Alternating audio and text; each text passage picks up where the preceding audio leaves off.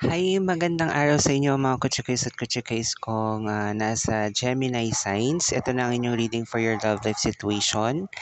At we're using the newest tarot deck that I have, Triple Goddess Tarot.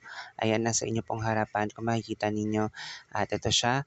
I'm so sorry din po kung marami sa inyo nag-aabang, marami rin po naghintay. And for 2 weeks time na hindi tayo nakapagbigay ng mensahe or video reading for everyone na nasa Gemini signs, humihingi po ako ng dispensa at pagpapasensya. Lalo na kung kailangan nyo po ng guidance or payo sa mga panahon na ito. However, i-remind ko lamang po sa inyo mga kutsikis at mga kutsikis na ito na nga po ang ating mensahe for love life situation mga Gemini signs. Take what is only resonating and don't take what is not resonating to your life situation as of the moment mga Gemini signs ko, mga kutsikis at kutsikis ko na sa Gemini signs. So, simulan na natin ang tarot card reading. Let's shuffle the cards. Tingnan natin ang mensahe, no? Ipinapaalala ko lamang po na kung medyo maingay po ang ating background, ay gabi po ako gumagawa ng video reading sa ngayon. And pagpasensya nyo na po kung may mga maingay or may ingay sa ating background. No? Let's see kung ano mensahe ni Universe for us regarding sa situation for the love life na meron sa atin mga Kuchikoys and Kuchikays kong Gemini signs. Okay, ready na ba tayo? Tingnan natin ito. Okay, for love life situation po ito mga Kuchikoys at Kuchikays kong nasa Gemini signs ha. Remind ko lamang po kayo na ito po ay for love life situation. Okay, let's see here.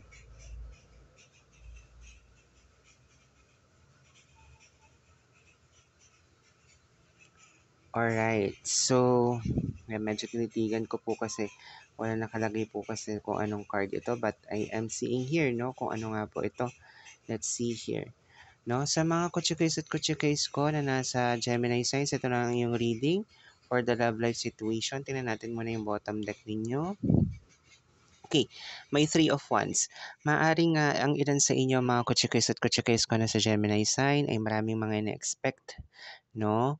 Or maraming expectations to your love life situation, maaaring sa inyong mga partner, no? For some of you. At maaaring ilan sa inyo, mga kutsukis at kutsukis kung nasa Gemini signs, ay maaari rin na may kapupuntahan o patutunguhan ng love life situation nyo as of the moment. You have your Seven of Pentacles, meron ka rin Ten of Pentacles at Queen of Wands.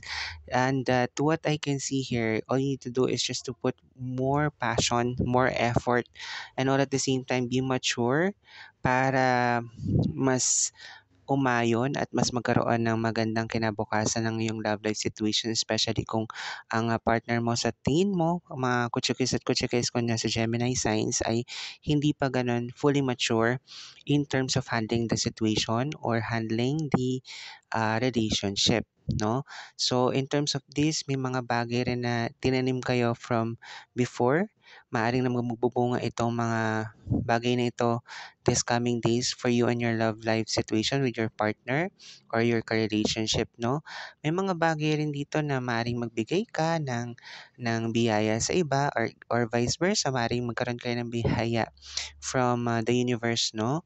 At maaari rin ito ay may bahagi sa iyo ng iyong partner. I'm seeing also here that with the Queen of Wands, maaring mas magbigay ka pa or maglaan ka pa ng mas maraming passion with your partner or your love life or your partner as of the moment, no? Kasi the Queen of Wands is giving more passion and sometimes hindi na naiiwasan dito, no? Kung maaari kung ikaw ay babae, no, sa mga kutsukis at kutsikis kong Gemini signs, ay maaring napakasalosa mo sa mga bagay-bagay din with your love life situation. But the way I see it, maganda naman ang kalalabasan ng yung love life situation as of the moment, Gemini. Maraming mga bagay siguro maaaring nag-mature kayo ng partner mo sa love life situation ninyo at maraming mga bagay na kumbaga maha-harvest or maririp or makukuha ka from your partner. Maring natuto ka rin ng mga lessons from the past at parehas kayo or maaaring parehas kayo ng partner mo ay natuto from the past regarding sa naging situation ninyo. And all you need to do for both of you, Gemini and sa inyo pong partner, ay makipag-communicate ng maayos para everything would be fine and everything would be great regarding sa situation ninyo on your love life situation. Ang maganda rin dito, Gemini, ay parehas kayong natuto ng inyo pong partner in your love life, no? Ng inyo pong ka-relationship. So, yun lamang yung nakikita ko mensahe dito mga Gemini signs and have a great day po.